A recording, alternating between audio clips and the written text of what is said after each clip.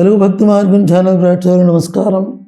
పాల్గొన మాసంలో మరొక అత్యంత మహిమాన్వితమైనటువంటి రోజు పాల్గొన శుద్ధ ఏకాదశి. దీన్నే ఆమలక ఏకాదశి అంటారు.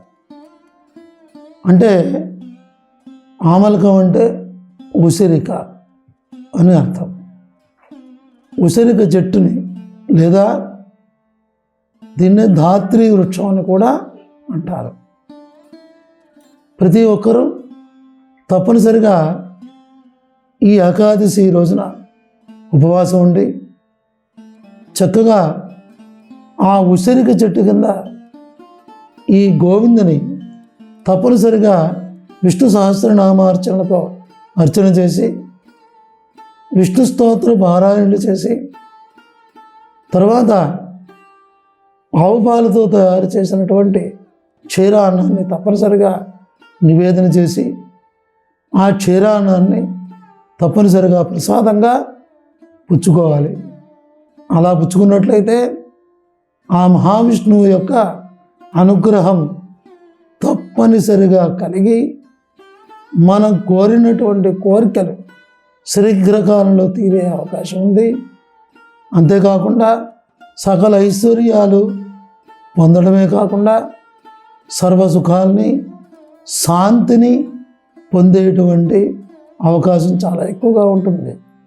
అటువంటి మహత్తరమైనటువంటి ఈ పాల్గొన శుద్ధ ఏకాదశి నాడు మహావిష్ణువుని తప్పనిసరిగా పైన చెప్పిన విధంగా అర్చించి మరుసటి రోజున గోవింద ద్వాదశి అంటారు.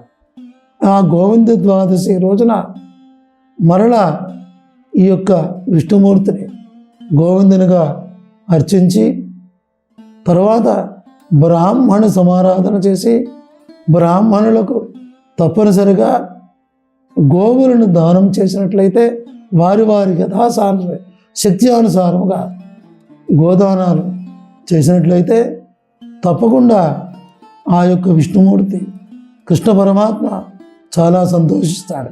ఎందుకంటే నమో బ్రహ్మణ్య దేవాయ గోబ్రాహ్మణ హితాయ చ జగద్ధితాయ కృష్ణాయ గోవిందాయ నమో నమః అని మనకు వేదంలో చెప్పబడింది కనుక ఈ విధంగా ఎవరైతే ఈ ఏకాదశి అలాగనే ఈ ద్వాదశి వ్రతాన్ని పరిసమాప్తం చేసుకుంటారో వారు తప్పనిసరిగా మహావిష్ణువు యొక్క అనుగ్రహం చేత సుఖశాంతులతో ఉండి ఆయురారోగ్య ఐశ్వర్యాన్ని అనుభవిస్తూ శాంతిగా ఉంటారని ఈ ఆమలక ఏకాదశి ఈ పాల్గొన శుద్ధ ఏకాదశి 20వ తేదీ బుధవారం నాడు అలాగనే గోవింద ద్వాదశి 21 గురువారం నాడు జరుపుకోవాలి.